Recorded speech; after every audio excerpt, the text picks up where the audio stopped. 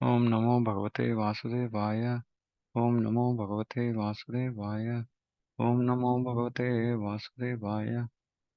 Om Ajnanatimirandasya Gnananjanashalakaya Prakshurunmilitam Yena Tasmai Shri Gurave Namo Om Vishnupadaya Krishna Preshthaya Bhutale Hemate Bhakti Vedanta Swaminiti Namine Namaste Saraswate Deve Gauravani Pracharini Nirvishesha Shunyavadi Paschatya Deshatarine Jai Shri Krishna Chaitanya Prabhu Nityananda Shri Advaita Gadadhara Shiva Sadi Gaura Bhakta Hare Krishna, Krishna Krishna, Hare Hare, Hare Rama, Rama Rama.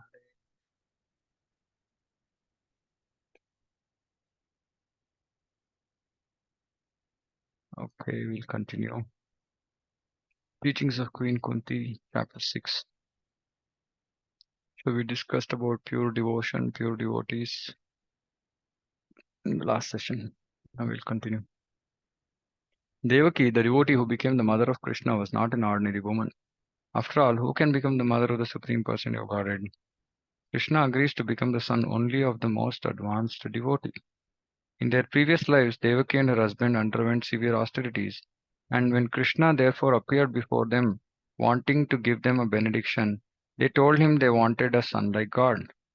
But where can there be another person equal to God? That is not possible. God is asamurtva, that is, no one can be equal or greater than him. There cannot be any competition.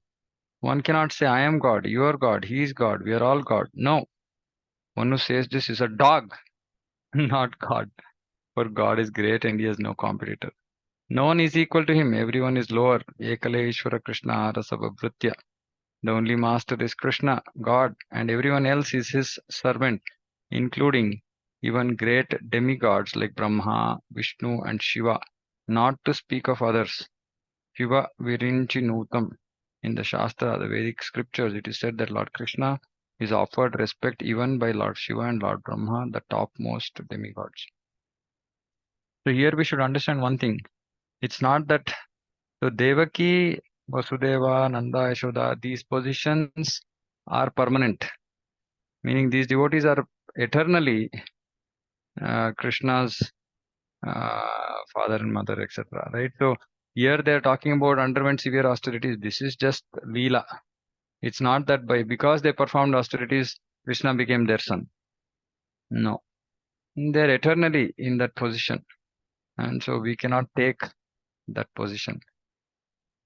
So if somebody has Vatsalya Bhav towards Krishna, then they can become a Gopi, elderly Gopi in Vrindavan, and serve Krishna in that mood of parenthood, right? But one cannot become Devaki Yashoda, or Devaki Vasudeva Yashoda, uh, and the Maharaj.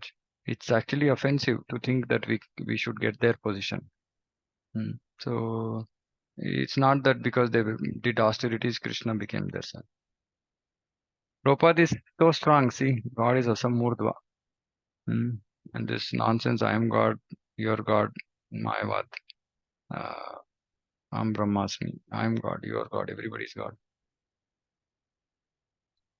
And most importantly here is this word. Everyone else is a servant. Now we might have heard this as zillion times, but actually not sure how much it has registered in our conscience. So can somebody explain what does this mean? What does this meaning? What does it mean to say I am Krishna's servant? So please think about all aspects of life, all aspects of one's life, and tell what does it mean to be a servant of Krishna? Because actually this we would have heard a million times, right? But it's not very clear what it actually means. In the sense, we are not clear how to act on this platform. So what does it mean to say I am his servant? To become a servant of Krishna, like a Now, guru. what does it mean? What does it mean? That's fine. Okay, that's fine. So becoming a servant of Krishna means becoming a servant of Krishna. What does it mean to become a servant? And I want you to consider all aspects of life. Prabhuji, if you become the servant of Krishna, you even enjoy the opulence of the master. Enjoy the opulence of the master. I mean, you are a servant. Like if you are a servant of the king, like you're even if you're a servant of the prime minister or something. You have like you're serving, but you're not the master. But you're having his how do I put it across? Like you're enjoying his opulence as well. So you're enjoying his. Okay. And you have to be in a servitor mode also, Prabhu. You cannot lord it over. Okay. This is how I understand. And Okay.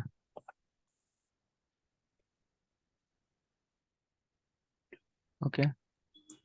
Prabhu, like Krishna says what to do and what not to do. That is what is our karma and what is our not what karma we should not do. If you follow in that path and by following the Guru, then it's like we have become like a servant to Krishna and we are following his instructions. Okay. Okay. Others, anybody wants to we have contribute?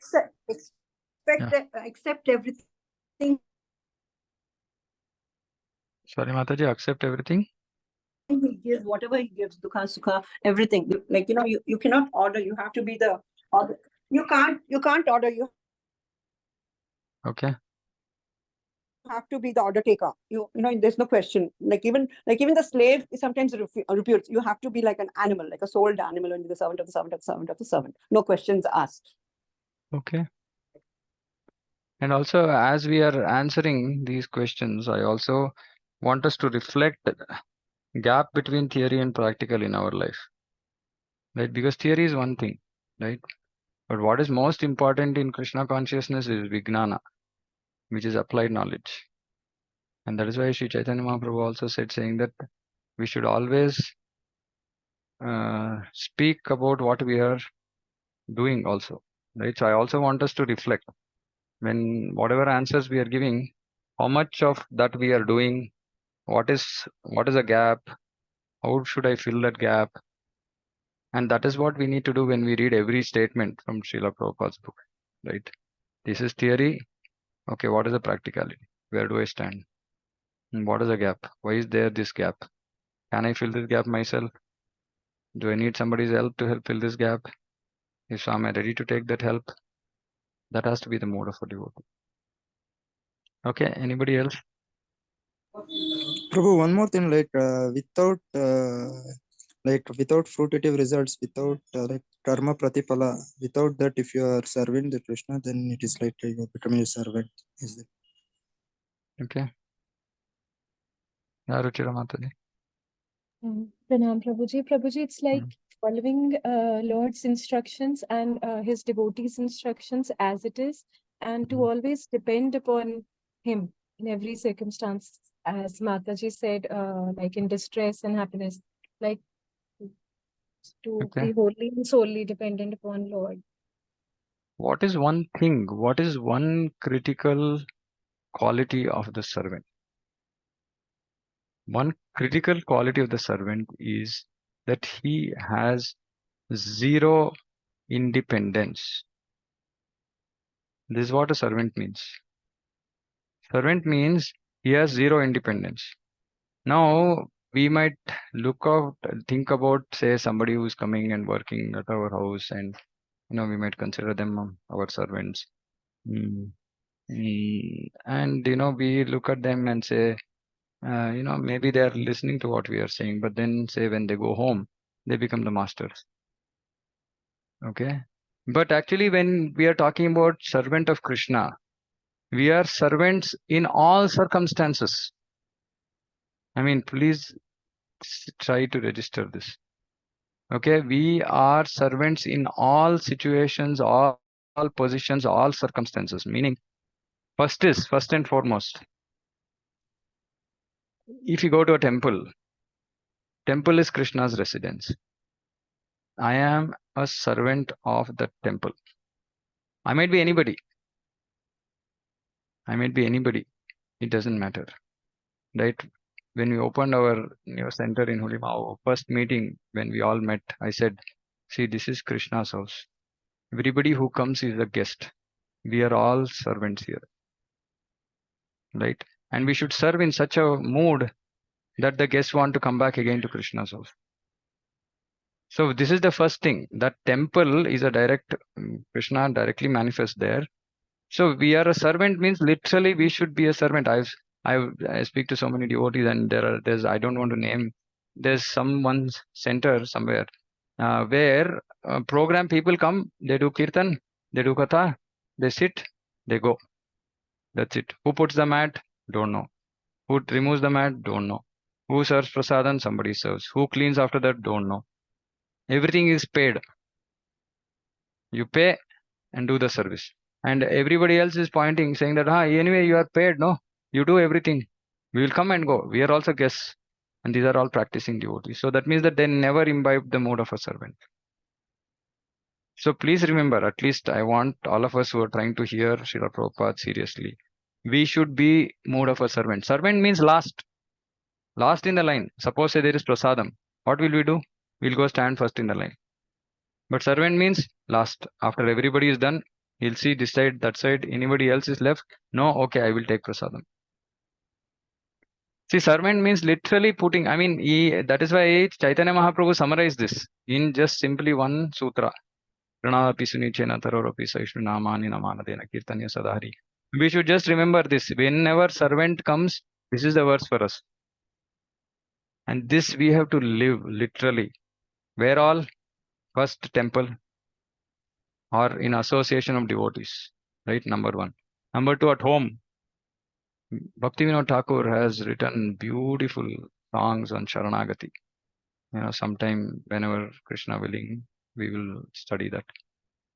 And he tells that a house, what is the mood of a person in the house? Be it husband, wife, children, whatever it is. Everybody has to think they are the servants of the house. We are not masters. Servant of the house means it is Krishna's house. What I like, what I dislike is not important. What Krishna likes, what Krishna dislikes is important. We cook food for whose pleasure? Our pleasure. Or somebody else's pleasure. Oh, my son likes this.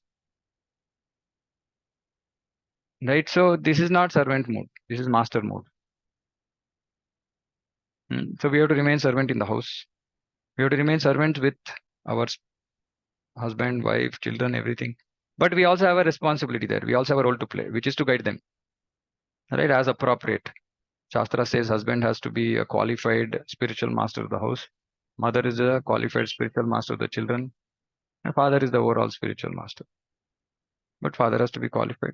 Then we are servant, but still we are playing the role of master. What does the Guru say? Guru says, I am the servant of my Guru. And because of his order, I am following his order, which is to actually guide other people. But I am a servant. This mode has to be there in the house. This mode has to be there with third party, like people outside society that we are talking to. We should never think, I am some great, I am chanting Hare Krishna, I am great. These are all fallen people. No. I am the servant of the whole society. Why? Because every Krishna says, Ambija Pradapita. So, but what is the role as servant there? Is to bring them to Krishna consciousness, because Krishna has ordered that.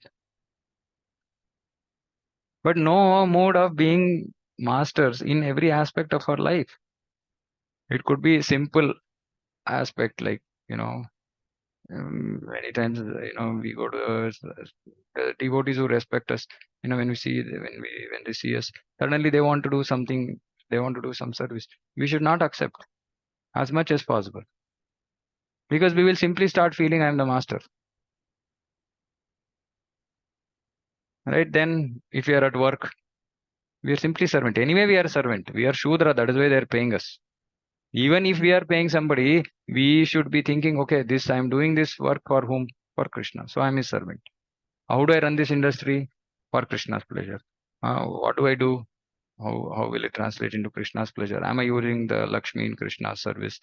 Otherwise, I'm a master. I'm a master.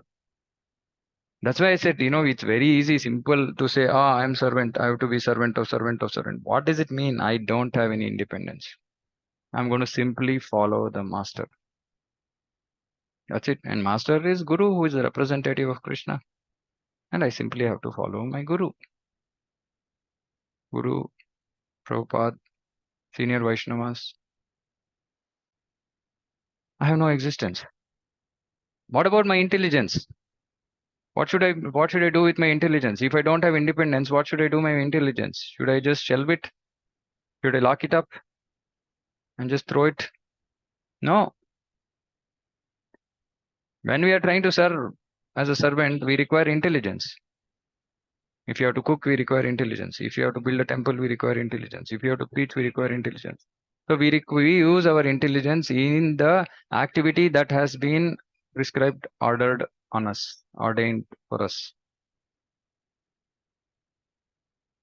But please remember, no independence is the key for a servant. I don't have independence. And unfortunately, we see so many devotees before initiation anyway, fully independent, trying to be fully independent. Even after initiation, what does initiation mean? Initiation means that is the time when we lose our independence fully. Diksha kale bhakta kare atma samarpan, meaning he just surrenders. I am a servant. I am now servant. That's it. So it's a very, very important mood in every word that comes out of our mouth. In how we converse with people, be it younger, older, equal age, devotee, non-devotee, how we speak, what is our mood. Everything reflects what our internal state is. If internally I'm thinking I'm the master, I will behave like a master. And I might only be saying that I'm the servant. See, that is why Krishna consciousness is an aspect of reflection, active reflection. We have to reflect about everything that we are doing in our life and try to match it with Shastra. So everyone else is his servant. Literally everyone else is his servant. I mean, Brahma got bewildered. Brahma Vimohana Leela. Right? Indra got bewildered. But then they very soon came to their position and said, no, what a blunder I've done. How can I do this? I'm your servant. And Brahma says, I'm trying to test your powers. Who can test your powers? What is your position? Shiva, there is so many Rudra Gita in Bhagavatam, so beautiful glorification of Krishna. And all of them are clear about their position. We are servants.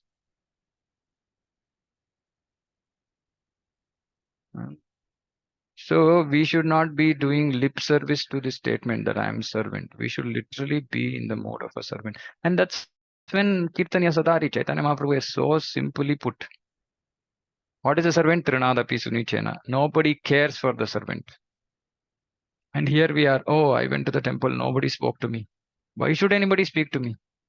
Who am I that somebody has to speak to me? Nobody spoke to me good. I'm a worthwhile servant. I'm useless. Trinadapi Sunichena. Tarorapi Sahishnuna. A servant tolerates. Master whimsically give this order, that order, whatever. Servant tolerates. Amanina manadena. Nobody gives respect. Still I will give respect. This is a servant. And at all times, the mood is Krishna is my master. I'm the servant. And Krishna's devotees are also my masters. I am the servant. Everybody else is my master. And this is how we have to live. And this is when we are going to do Kirtaniya Sadaharihi. Otherwise, why we can't do? Can somebody say?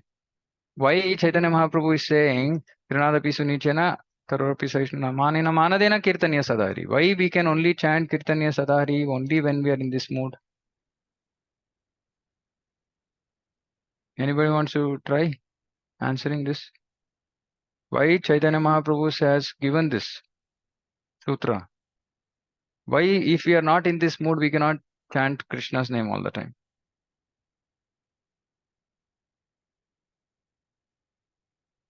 The mind is into so many other things, Prabhu, and then we are always fanning our ego. he did this, Yeah, I we did are this. always we are always doing kirtaniya sada me. Ego, me. Kirtaniya sada me. Right? We are always doing kirtana of ourselves. So if we don't think we are the servant, who will we glorify? About whom will we think about us? Me.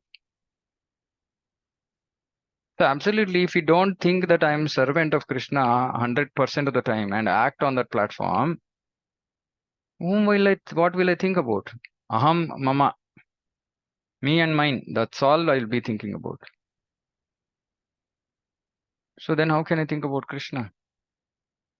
Then even the chanting time is a forced enforcement on us. And then devotees say, oh, I don't have rasa in chanting.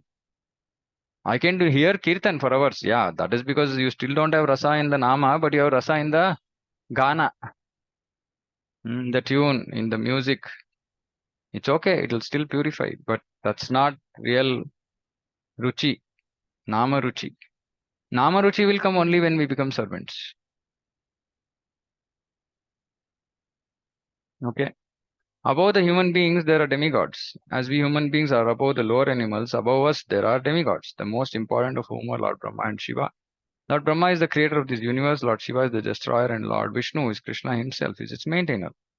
For the maintenance of this material world, there are three gunas or modes of material nature: Sattva, Raja, Tamo. Lord Vishnu, Lord Brahma, and Lord Shiva have each taken charge of one of these modes. Lord Vishnu of Sattva-guna, Brahma of Rajoguna, Shiva of Tamoguna. Yet these three controllers are not under the influence of gunas. Just as superintendent of jail is not a prisoner but the controlling officer, so Lord Shiva, Vishnu, and Brahma control these three gunas and are not under the control of the gunas. But above all others, the supreme controller is Krishna, who is known as Rishikesha. Rishika means senses. We are enjoying our senses, but ultimately the controller of the senses is Krishna. Consider my hand. For example, I claim this is my hand. I can fight you with a good fist. I'm very much proud. But I'm not the controller. The controller is Krishna. Because if he withdraws my hand's power to act, the hand will be paralyzed. Although I claim it is my hand and I shall use it, when it is paralyzed, I cannot do anything. Therefore, I should understand that although I possess this hand, by the grace of Krishna, I am not its controller. This is Krishna consciousness. It is so simple and straightforward. Our problem is application. And I've said this multiple times, that when you read Prabhupada's books and some things like this actually impact, some different things impact different devotees. So when something impacts like this, have a A4 sheet of paper and stick it somewhere where you can repeatedly see it and make these points. Right? Krishna is the controller. I am not the controller. I am not the boss. I am the servant. Right? And stick it and keep staring at it every time you get an opportunity. It could be various things, different things.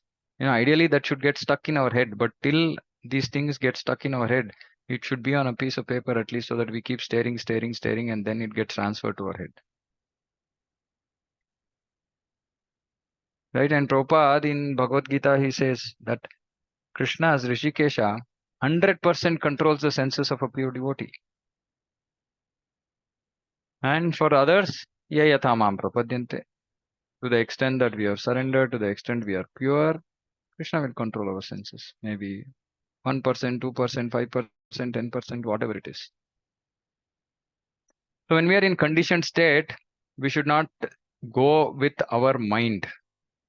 Meaning, oh, my mind is telling me to do this. But if I'm conditioned, then that mind is also conditioned. So that means it's just some contamination. And we'll think, oh, Krishna gave me this instruction. Krishna will give instruction to a pure devotee. If you're a pure devotee, then yes, Krishna has given us instruction. Otherwise, it's just mental speculation, some friction of the mind. That's all. This also, many times I've seen devotees, concocting things in their mind and thinking that, oh, this is Krishna is giving me direction. Yeah, if Krishna is giving us direction, then we will be completely in a stage of pure devotion. That means that really we don't have any material motive and no la puja pratishta, no mixed, no yearning for anything material, nothing. then Krishna will talk to such a devotee, if at all, if he desires. We can't make Krishna talk. So Krishna is the controller. Sane man will think if the hand is ultimately controlled by Krishna, then it is meant for Krishna. This is common sense understanding. Sane man will think. I claim this is my hand, this is my leg, this is my ear. Even a child will speak this way. If you ask a child, what is this? He will say, it is my hand. But regardless of what we claim, actually, it is not our hand. It is given to us. Because I wanted to use my hand in so many ways, Krishna has given it to me. All right, take this hand and use it. So it is a gift from Krishna. And therefore, a sane man always thinks, consciously thinks, whatever I have in my possession, beginning with this body and my senses, is actually not mine. I've been given all these positions to use. And if everything ultimately belongs to Krishna, why not use everything for Krishna? This is intelligence. This is Krishna consciousness. But we again forget this. Whatever I have in my possession is actually, including my beginning with the body and senses, is actually not mine. It's not mine. And again, I'm going back to initiation because that is a turning point in everybody's life. At this time, we have to surrender everything. Kaya, Vacha, Manasa, we have to surrender to Guru. Body, what is it for? Why should we keep body in good condition? To serve Guru. Otherwise, there's no use keeping the body in good condition. Sense gratification. That's all it will result in. Everyone is part and parcel of Krishna, Mamai Vamshu Jiva Loke Jiva Bhutaha. And therefore, everyone's senses are also Krishna's. When we use the senses for Krishna's service, we attain the perfection of life. Therefore, Rishikena, Rishikesha, Sevanam Bhakti Rutyate. When by our senses, Rishikena, we serve Rishikesha, the real master of the senses, that service is called Bhakti. This is a very simple definition of Bhakti. Rishikesha Sevanam, not Rishika Sevanam. Service to the Supreme Master of the senses, not to the senses themselves. When we use our senses for sense gratification, we are in Maya, illusion.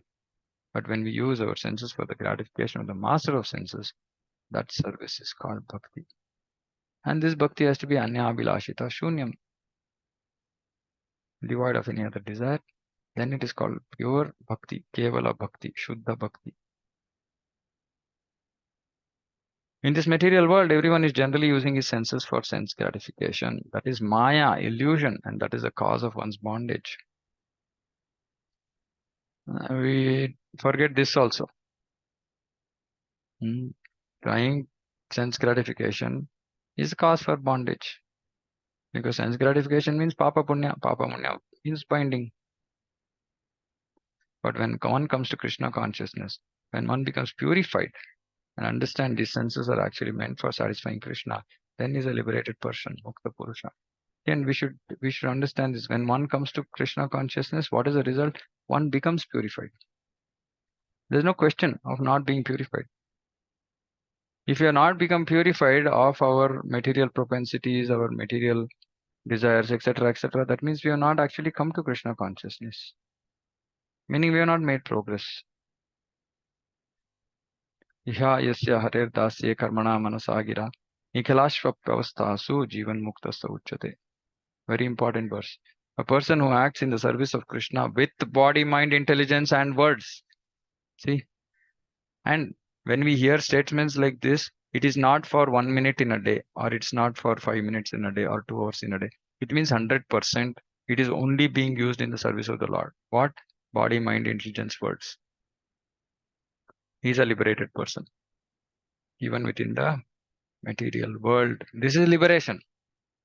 Liberation means not using body, mind, intelligence, words for ourselves. Liberation. One should come to understand my senses are meant to serve the master of the senses, Rishikesha. The master of the senses sitting within everyone's heart. Bhagavad Gita 15.15, the Lord says, Sarvasya chaham hridi sannivishto. I am seated in everyone's heart. Matta smritir gnanam apohanam cha. And from me come remembrance, knowledge, and forgetfulness.